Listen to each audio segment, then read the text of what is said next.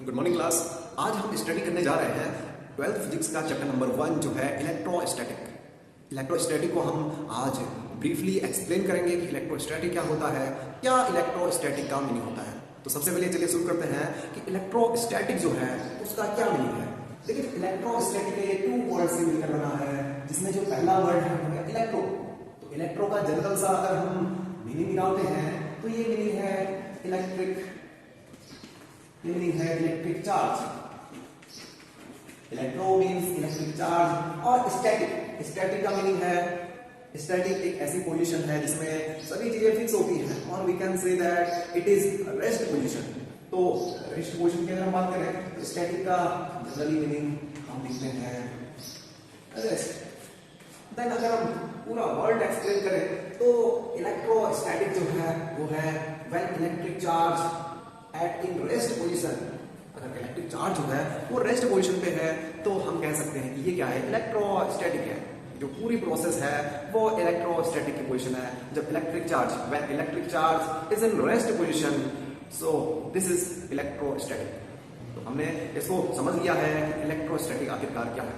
देखो जो चार्ज है उसकी भी अलग अलग पोजीशंस हो सकती हैं। चार्ज कभी कभी मूव करता है, चार्ज कभी कभी रेस्ट पे रहता है। तो अभी हम फिलहाल जो पढ़ रहे हैं वो चार्ज रेस्ट पे पढ़ रहे हैं। तो चार्ज क्या होता है, चलिए चार्ज के बारे में डिस्कस कर लेते हैं कि जो ये इलेक्ट्रिक चार्ज है, आखिर इलेक्ट्रिक चार्ज क्या होता है। इलेक्ट्रिक चार्ज जो है उसको हम डिनोट करते हैं स्मॉल क्यू से। स्मॉल क्यू जो है वो एक इलेक्ट्रिक चार्ज है और हमने प्रीवियस क्लासेस में भी पढ़ा है कि जो क्यू होता है वो होता है I इंटू टी। ये भी हम डिस्कस कर चुके हैं कि जो चार्ज है वह current into time.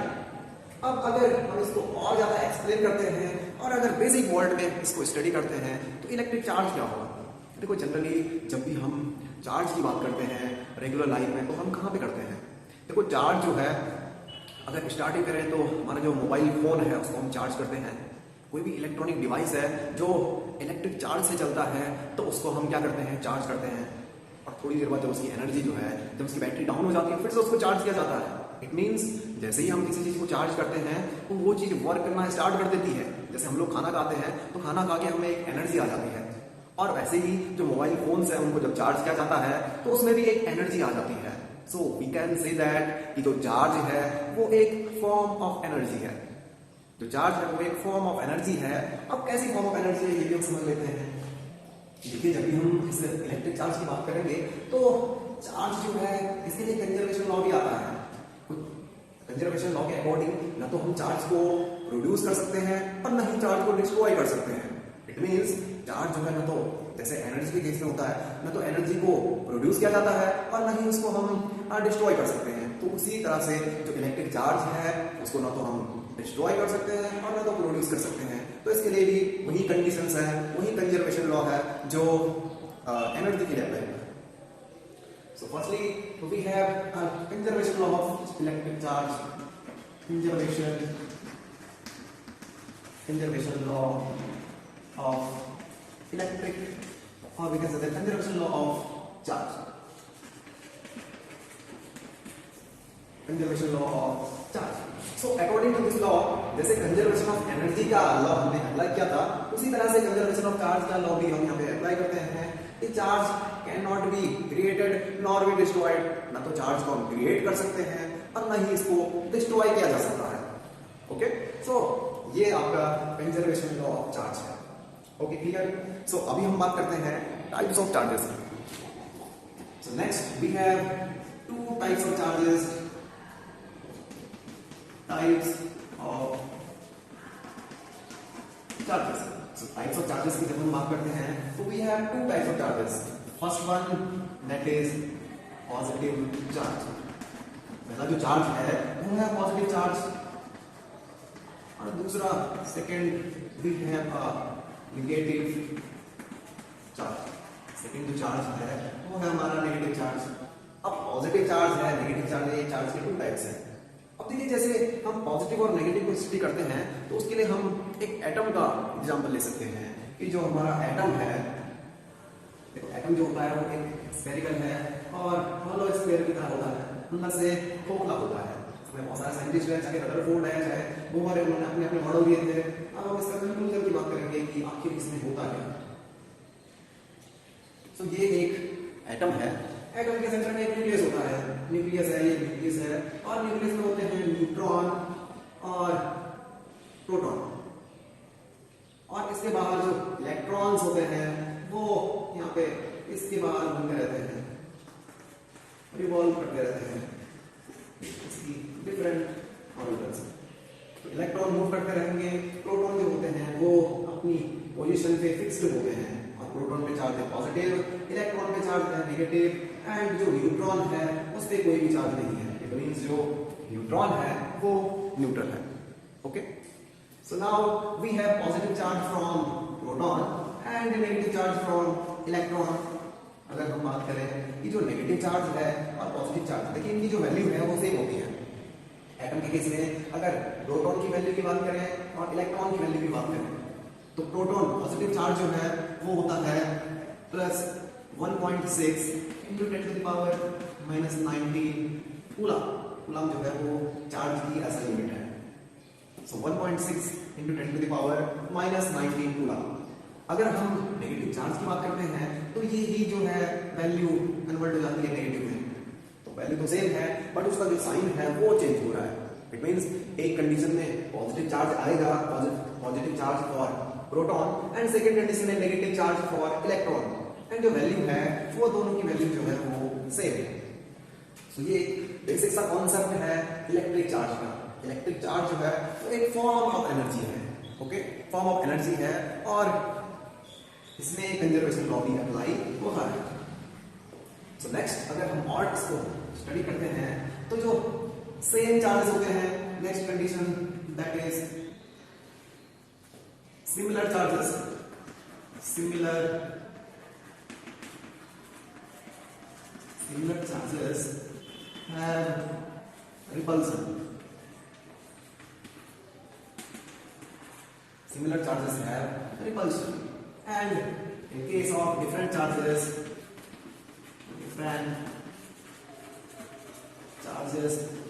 have attraction.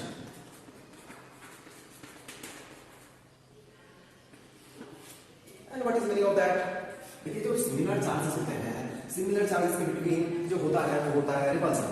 Similar charges के बिटवीन रिपल्सन होता है, और रिपल्सन को हम नोट कर सकते हैं सिमिलर चार्जेस में। जैसे हमारे पास पॉजिटिव है और दूसरा भी पॉजिटिव है, पॉजिटिव के बिटवीन जो फोर्स अप्लाई होगा वो होगा repulsive force. Okay, and second case अगर हम एक दूसरा केस भी लेके चलते हैं कि नेगेटिव चार्ज है और नेगेटिव चार्ज है, अगर इनके बिटवीन भी फोर्स अप्लाई होता है तो वो हमारा रिपल्सिव फोर्स होगा।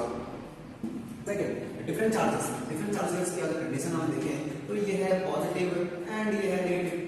पॉजिटिव एंड नेगेटिव के बिटवीन जो फोर्स होगा वो होगा अट्रैक्शन। इट मींस जब हमारा सिमिलर चार्जेस आता है तो वहां पे रिपल्सन होता है और डिफरेंट चार्जेस में अट्रैक्शन होता है। ओके, अब ऐसा क्यों होता है? देखो इस फिनोमेना को भी हम स्टडी कर लेते हैं। देखो जो पॉजिटिव है और ये पॉजिटिव है, इसके लिए हमें स्टडी करना होगा इलेक्ट्रिक फील्ड लाइंस का।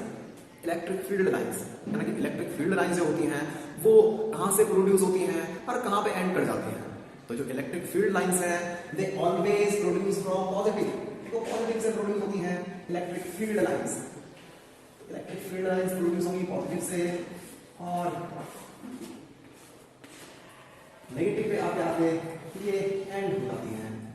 इट मींस पॉजिटिव से तो बाहर निकल रही है लेकिन नेगेटिव पे अंदर क्यों चली जा रही है। तो ये फिनोमेना है, इसी की वजह से ये पॉसिबल हो पा रहा है। अगर हम यहाँ पे पॉजिटिव और नेगेटिव की बात करते हैं तो पॉजिटिव और नेगेटिव में जो कंडीशन यहाँ पे अप्लाई होती है वो कंडीशन इलेक्ट्रिक फोर्स की बात करते हैं। तो इसी में हम इस कंडीशन को अप्लाई करते हैं कि जो पॉजिटिव और नेगेटिव है या हम इलेक्ट्रिक फोर्स की बात करते हैं तो पॉजिटिव से नेगेटिव की तरफ इलेक्ट्रिक फील्ड लाइंस मूव करेंगी और ये भी पॉजिटिव से नेगेटिव की तरफ मूव करेंगे। सो इस कंडीशन के लिए यहाँ पे जो फोर्स अप्लाई होगा वो होगा अट्रैक्शन। ये जो फोर्स है वो है अट्रैक्शन। और अगर हम इसकी केस को चेंज कर लेते हैं, अगर हम बात करें पॉजिटिव ये फोर्स ऑफ अट्रैक्शन है, अट्रैक्शन का फोर्स यहाँ पे अप्लाई हो रहा है। अगर हम सेकंड केस, अगर ये तो हमने सेकंड केस डिस्कस किया, अगर हम फर्स्ट केस की बात करते हैं तो फर्स्ट केस की कंडीशन में हम कह सकते हैं कि जो देखिए ये जो है पॉजिटिव है और ये भी पॉजिटिव है। अब देखिए उनकी जो डायरेक्शन है वो भी इंपॉर्टेंट है। इलेक्ट्रिक फील्ड लाइन जो है ऑलवेज प्रोड्यूस होती है पॉजिटिव से, पॉजिटिव से जब प्रोड्यूस होगी तो इसको यहाँ से बाहर निकलना पड़ेगा, इसके लिए भी एक प्लेस की जरूरत पड़ेगी, इसको यहाँ से बाहर निकलना पड़ेगा, इसको भी यहाँ से बाहर निकलना पड़ेगा।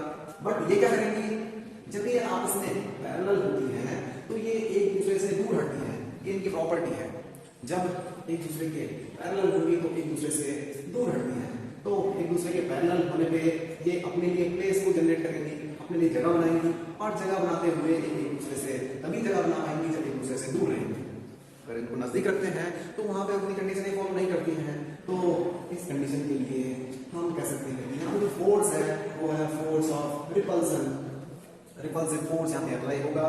तो ये इसकी सेकंड कंडीशन है, रिपल्सिव फोर्स और कंसीडर रिपल्सन। तो टू टाइप्स के फोर्स हमने स्टडी कर लिए, एक है अट्रैक्शन और दूसरा है रिपल्सन। जब हमारे लाइक चार्जेस होते हैं, सेम चार्जेस हैं, तो सेम चार्जेस में जो फोर्स होगा वो होगा रिपल्सन। एंड अगर डिफरेंट चार्जेस की बात करें जब पॉजिटिव और नेगेटिव है तो वहां पे जो फोर्स होगा वो होगा अट्रैक्शन।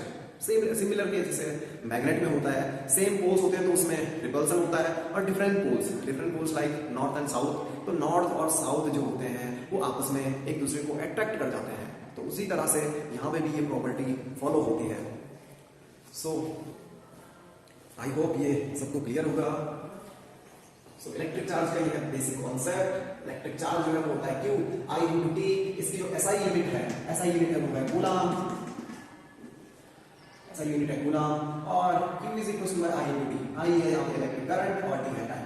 कंजर्वेशन चार्ज जो होता है उसको उसमें ना तो चार्ज को हम प्रोड्यूस कर सकते हैं और ना ही चार्ज को डिस्ट्रॉय कर सकते हैं। टू टाइप्स के चार्जेस हमने डिस्कस किए, एक है पॉजिटिव चार्ज, दूसरा है नेगेटिव चार्ज। पॉजिटिव चार्ज होता है वो उसकी वैल्यू पॉजिटिव रहेगी, पॉजिटिव 1.6 × 10⁻⁻19 कूलम, ये एक यूनिट चार्ज है, और नेगेटिव चार्ज की वैल्यू रहेगी -1.6 × 10⁻⁻19 कूलम। सेकंड, सिमिलर चार्जेस है रिपल्सन, सिमिलर चार्जेस जो है उनमें रिपल्सन होगा, और जैसे पॉजिटिव ये इसकी कंडीशन है, और जो different charges means positive and negative, तो पॉजिटिव एंड नेगेटिव में जो होगा वो होगा अट्रैक्शन। सो इसका जो अगला टॉपिक है उसको भी हम डिस्कस करते हैं।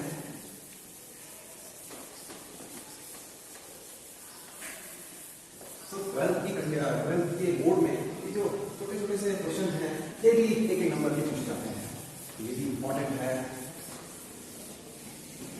So now we have next topic in 12th class। इसके बाद हम स्टडी करते हैं unit charge, unit charge and quantization of charge.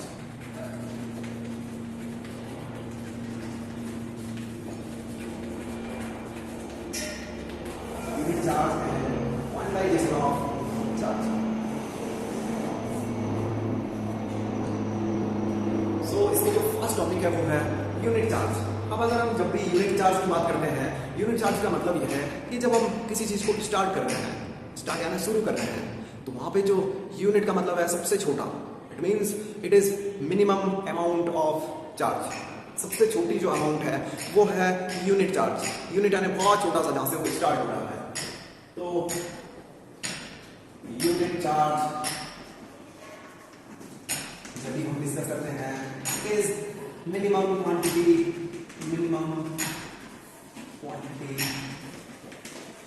Of charge, minimum quantity of charge, minimum quantity, और we can say that minimum amount of charge. So minimum amount कितनी होगी charge? अगर हम स्टार्टिंग से इसको डिस्कस करते हैं तो मिनिमम अमाउंट जो चार्ज की होगी वो कितनी होगी उसको भी हम देखते हैं। देखो जो चार्ज की मिनिमम अमाउंट है उसको जब भी हम स्टडी करते हैं तो जो चार्ज प्रोड्यूस हो रहा है, जो चार्ज प्रोड्यूस हो रहा है वो है 1.6 × 10⁻⁻19 कूलम। ये एक बेसिक और यूनिट चार्ज है। इसको हम यूनिट चार्ज में स्टडी करते हैं, और यूनिट चार्ज जो है वो एक इलेक्ट्रॉन का चार्ज है, क्योंकि सबसे छोटा जो पार्टिकल है वो है इलेक्ट्रॉन, सबसे छोटा जो चार्ज है वो होगा इलेक्ट्रॉन का चार्ज।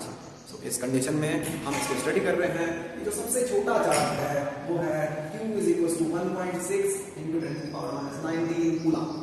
हम इलेक्ट्रॉन का भी ले सकते हैं और प्रोटॉन का भी ले सकते हैं, ये दोनों के लिए केवल कंडीशन जो है